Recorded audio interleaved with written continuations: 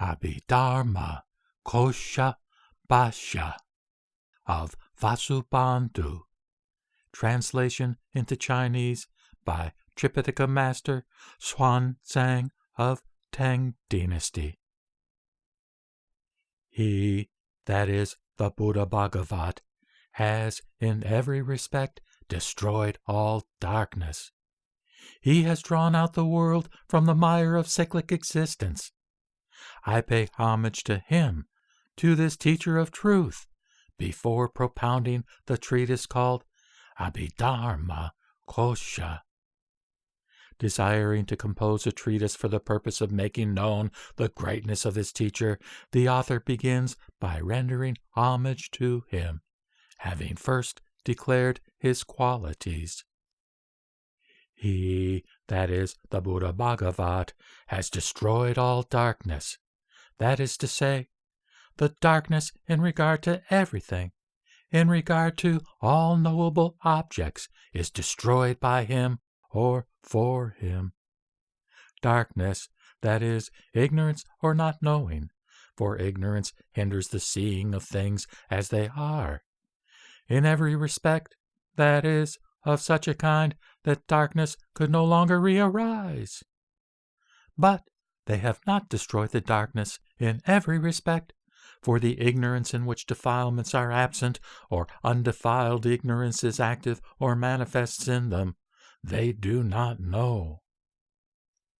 Having thus praised the Fortunate One, Bhagavat, from the point of view of his completely accomplished qualities for the Fortunate One's own benefit, the author then praises him from the point of view of his completely accomplished qualities for the benefit of others. He has drawn out the world from the mire of cyclic existence. Cyclic existence is a mire because the world remains stuck in it or attached to it, because it is difficult to cross over cyclic existence. The Fortunate One, having compassion for the world which finds itself drowned in this mire without recourse, has drawn the people of the world out as far as possible, by extending to each one the hands of the teaching of the true doctrine. I pay homage, by respectfully bowing my head, to this teacher of truth. Teacher of truth because he teaches without error in conformity with reality or with that which exists. By thus qualifying the Fortunate One, the author shows the method by which the Fortunate One benefits others. It is by the teaching of what is truly real that the Fortunate One, the teacher, has drawn the world out from the mire of cyclic existence, and not by virtue of the supernormal accomplishments or of the granting of boons. After having paid homage to this teacher of truth, what will the author do? I shall propound a treatise. That which forms and teaches disciples is called treatise. Which treatise? The Abhidharmakosa. What does the name Abhidharma refer to? The Abhidharma, in the absolute sense, is stainless understanding with its following, that is, the 5 pure aggregates. The Abhidharma is also any understanding and the treatise which makes one obtain stainless understanding. The Abhidharma, in the absolute sense, is stainless understanding with its following, that is, the 5 pure aggregates. Understanding, which will be defined below, is the discernment of factors. Stainless understanding is pure understanding, or understanding without a positive relationship with the fluxes. That which is called the following of understanding is its retinue, namely the 5 pure aggregates which coexist with understanding. Such, in the absolute sense, is the Abhidharma. The Abhidharma is also any understanding, and the treatise which makes one obtain stainless understanding. In common usage, the word Abhidharma also designates any understanding which makes one obtain the Abhidharma in the absolute sense.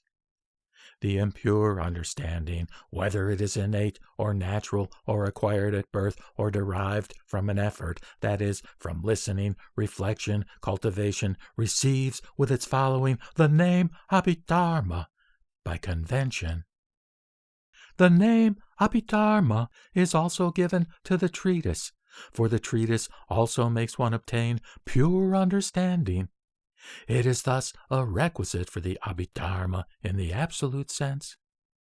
Etymologically, dharma signifies that which upholds or sustains its own characteristic or a particular inherent characteristic. Why is the present treatise called Abhidharmakosa?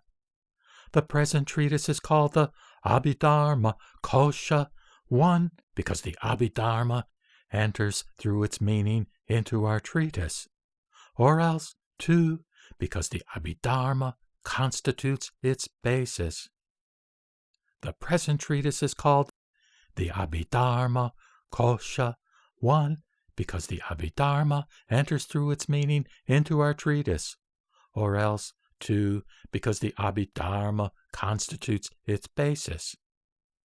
1.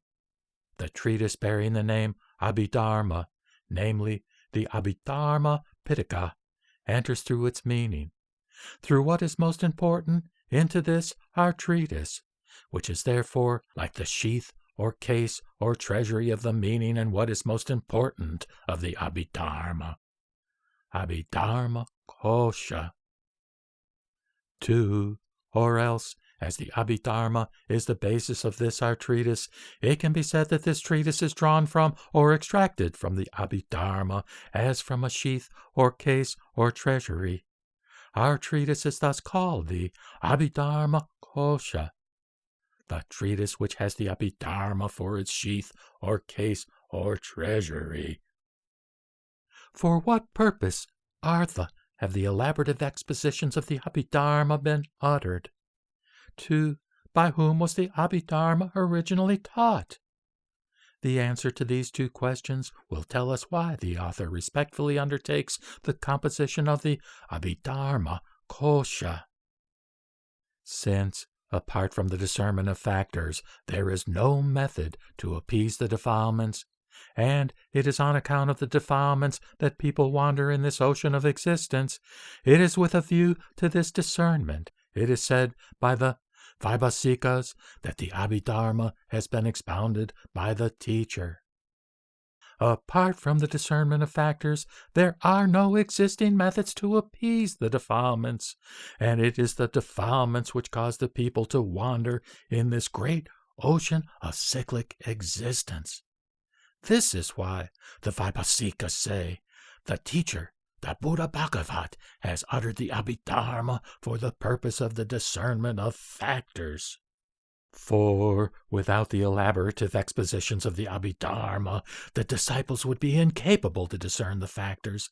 However, the Vaibhasikas explain that the Fortunate One uttered the Abhidharma in a scattered way, and in the same way that the Sathira Dharmatrata made a collection of the Udanas sayings dispersed throughout the scriptures, that is, the Udnatvarga, so the Bandata, Katyayana Putra, and others established the Abhidharma by collecting it in the 7 Abhidharmas.